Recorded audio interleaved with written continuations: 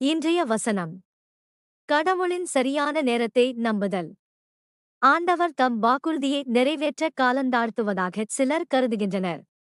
ஆனால் அவர் அவ்வாறு காலந்தாழ்த்துவதில்லை.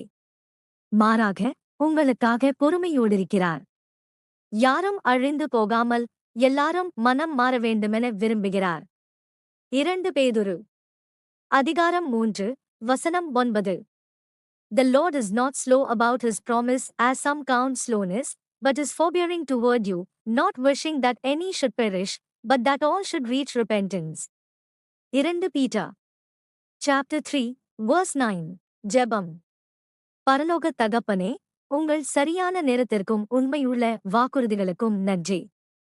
பதில்கள் விரைவாக வராதபோது பொறுமையிழந்து போனதற்காக அல்லது உங்கள் கவனிப்பை சந்தேகித்ததற்காக எங்களை மன்னியுங்கள். உங்கள் நேரம் எப்போதும் ஒரு பெரிய நோக்கத்திற்கு உதவுகிறது, உங்கள் இரக்கமுள்ள இருதயத்தை பிரதிபலிக்கிறது என்பதை எங்களுக்கு நினைவூட்டுங்கள்.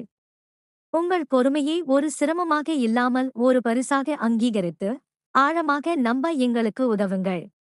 எங்கள் விசுவாசத்தை பலப்படுத்துங்கள் ஆண்டவரே. உமது பரிபூரண ஞானத்திலும் அன்பிலும் நம்பிக்கையுடன் காத்திருக்க எங்களுக்கு உதவுங்கள். இயேசுவின் பொறுமையான மற்றும் உண்மையுள்ள பெயரில் நாங்கள் ஆமென் என்று ஜெபிக்கிறோம்.